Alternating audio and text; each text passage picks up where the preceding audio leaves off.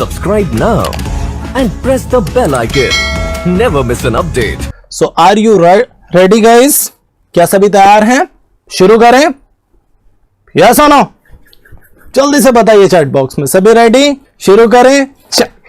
So the very first one is, सबसे पहले the adverbial phrase no less than should be used with uncountable nouns and no fewer than is used with countable nouns. देखो no less than और no fewer than, less कम को दिखाता है, fewer भी कम को दिखाता है. अब no less than means से कम नहीं और no fewer than means भी से कम नहीं. कब no less than लगाना है और कब no fewer than लगाना है? जब भी किसी हम अनकाउंटेबल नाउन की बात करेंगे, ध्यान देना इस चीज पे, जब भी हम किसी अनकाउंटेबल नाउन की बात करते हैं तो हम उसकी क्या बताते हैं? क्वांटिटी बताते हैं, मात्रा बताते हैं. जैसे मैंने बोला किचन में 2 लीटर से कम मिल्क नहीं है. Now if I am referring two litres, 2 litres क्या है? नंबर है, क्वांटिटी है? क्वांटिटी है, क्योंकि मिल्क अनकाउंटेबल है. या किचन में 2 kg से कम चीनी नहीं है, कुछ ऐसा. So no less than 2 kg sugar was there in the kitchen, कुछ ऐसे बोल सकते हैं हम लोग. ठीक है, तो नो लेस देन का यूज हमने कब किया? जब हमने क्वांटिटी को रेफर किया किसी अनकाउंटेबल नाउन की. ध्यान देना इस चीज पे, जब हम क्वांटिटी को रेफर करते हैं, मात्रा की बात करते हैं किसी अनकाउंटेबल नाउन की, that could be sugar, milk और एनी अनकाउंटेबल नाउन, उस केस में हमें हमेशा नो लेस देन का यूज करना है. किस सेंस में? से कम नहीं, कुछ ऐसा. No fewer than, no fewer than का यूज हम काउंटेबल यूनिट्स के लिए करते हैं. नो फ्यूअर देन का यूज हम कैसे करते हैं? काउंटेबल यूनिट्स के लिए करते हैं. जैसे किसी बंदे ने कहा क्लास में 50 से कम स्टूडेंट्स नहीं है, नो फ्यूअर देन 50 स्टूडेंट्स और देयर इन द क्लास, कुछ ऐसे बोल सकते हैं हम लोग. ठीक है, तो अब यहां से समझ पा रहे हैं ना इस चीज को? जब मैंने नो फ्यूअर देन बोला तो मैंने स्टूडेंट्स का एग्जांपल लिया क्योंकि वो काउंटेबल है. और जब मैंने नो लेस देन का पॉइंट लिया, नो लेस देन इस फ्रेज का यूज किया, तो मैंने क्या बात की? शुगर की, मिल्क की. तो जब भी नो लेस देन का यूज करेंगे, आगे का नाउन हमेशा कैसा होगा? अनकाउंटेबल होगा, नो लेस देन. और जब भी हम नो फ्यूअर देन का यूज करेंगे, आगे का नाउन हमेशा कैसा होगा? काउंटेबल होगा. दूसरी चीज, नो लेस देन क्वांटिटी को रिप्रेजेंट करेगा और नो फ्यूअर देन नंबर को रिप्रेजेंट करेगा. आई थिंक ये बात सभी को क्लियर हो गई. जो कहना चाहता हूं वो पॉइंट सब तक पहुंच गया? यस और नो? तो अब इससे रिलेटेड कुछ प्यारे से स्टेटमेंट्स. एक प्यारा सा स्टेटमेंट है, देखो क्या प्रॉब्लम है, फटाफट देखो और पिक करो अपना answer. Your time starts now.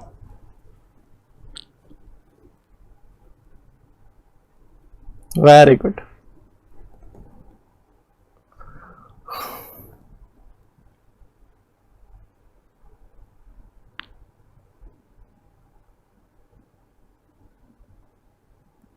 Very good, Anuj. Very good. There were no less than 40 people who were killed in the accident.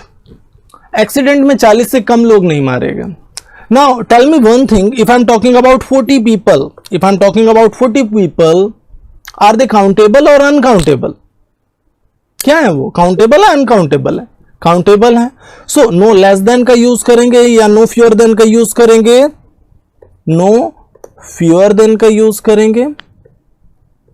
And the statement would be there were no fewer than 40 people who were killed in the accident. This would be the correct structure. अब people की बात हो रही है तो हमने no fewer than लगाया. और अगर यहीं पे रिप्रेजेंट किया जा रहा होता कुछ भी अनकाउंटेबल यूनिट को, वाटर हो गया, मिल्क हो गया, शुगर हो गया, कुछ भी ऐसा, तो हम नो लेस देन का यूज करते हैं. ठीक है, आई थिंक सबको समझ आ गया, सबको क्लियर हो गया ये पॉइंट अच्छे से. डन. चल आगे बढ़े, नेक्स्ट पॉइंट की ओर चलते हैं. Next one, that should not be used before a sentence in direct speech and before interrogative adverbs and the pronounce in indirect speech. अब देखो ध्यान से समझना, जब भी हम डायरेक्ट से इनडायरेक्ट बनाते हैं, बचपन में आप सभी ने 9th 10th क्लास में सभी ने डायरेक्ट इनडायरेक्ट स्पीच पढ़ा होगा. नरेशन जैसे बोलते हैं, direct and indirect speech, direct से इनडायरेक्ट में कन्वर्ट करते हैं. वहां पे हमने एक चीज पढ़ी थी कि जब हम सेंटेंस को, मतलब सिंपल सेंटेंसेस जो होते हैं उसको क्या करते हैं, इन्वर्टेड कॉमा को हटा के डायरेक्ट स्पीच के दैट से सेंटेंस को जोड़ देते हैं, प्रेजेंट को पास्ट में बदल देते हैं। ऐसा कुछ सभी ने पढ़ा होगा इन जनरल। यूनिवर्सल ट्रुथ्स या जनरल ट्रुथ्स को हम चेंज नहीं करते हैं, ये बेसिक बात है। इनडायरेक्ट स्पीच में दैट का यूज कब नहीं करते हैं जरा बताओ। ये पहली चीज तो डायरेक्ट स्पीच में दैट का यूज नहीं होगा। मतलब अगर कोई क्लॉज इन्वर्टेड कॉमा से जुड़ा हुआ है, ध्यान से समझना, लेकिन जैसे अगर है ही सैड, उसने कहा, अब कॉमा इन्वर्टेड कॉमा लगा हुआ है और इसमें कोई स्टेटमेंट है, आई एम बिजी टूडे, कुछ भी ऐसा है, ठीक है, क्या इन्वर्टेड कॉमा के पहले दैट का यूज करेंगे? नहीं करेंगे, क्योंकि हम सभी जानते हैं इन्वर्टेड कॉमा को जब हम हटाते हैं तब स्ट्रक्चर को दैट से जोड़ते हैं। दूसरी चीज, अगर कोई इंट्रोगेटिव वर्ड आ गया यहां पे, हु आ गया, हुम आ गया, विच आ गया, व्हाट आ गया, हम सभी को पता है कि इंट्रोगेटिव वर्ड अगर आ जाता है तो उसी वर्ड से स्टेटमेंट जुड़ जाता है। अब दैट की कोई नीड नहीं है। वैसे इंट्रोगेटिव सेंटेंस में दैट आता ही नहीं है। अगर इंट्रोगेटिव वर्ड नहीं भी आता तब भी इफ या वेदर से सेंटेंस को जोड़ते हैं। कुछ याद आ रहा है सभी को? सैड को आस्क्ड में बदलते हैं, इफ या वेदर से सेंटेंस को जोड़ते हैं अगर इंट्रोगेटिव वर्ड स्टार्टिंग में नहीं आया। और अगर कोई इंट्रोगेटिव वर्ड आ गया ना और उसके पहले आपको दैट मिल रहा है तो समझ लो बीमारी वहीं छुपी हुई है। इंट्रोगेटिव वर्ड के पहले कभी आपको दैट नहीं मिलेगा। ठीक है, समझ गए ना ये बात जो मैं कह रहा हूं? अच्छे से समझ आ गई ये चीज? डन। चल अब इससे रिलेटेड स्टेटमेंट्स हैं, फटाफट देखो क्या बीमारी है, फटाफट देखो और पिक करो अपना answer. Your time starts now. Very good, बिल्कुल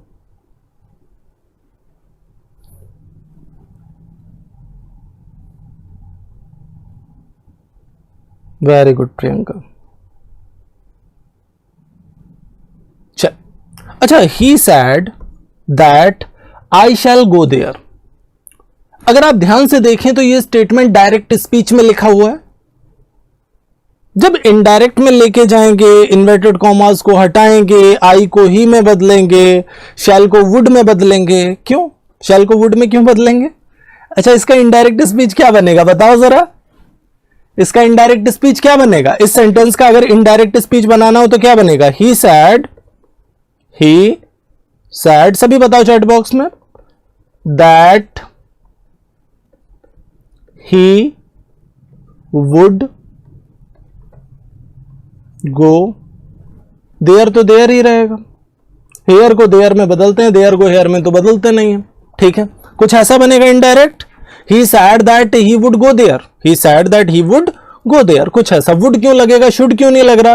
क्योंकि आई के साथ शैल आता है और ही के साथ क्या आएगा? विल आएगा, और विल को वुड में लेके जाएंगे इसलिए वुड आएगा। समझ में आ गई बात? हाँ, अच्छा, तो इनडायरेक्ट में जाएंगे तब दैट की जरूरत है। जब यहां पे ऑलरेडी डायरेक्ट स्पीच में स्टेटमेंट है तो यहां पे दैट की कोई जरूरत नहीं है।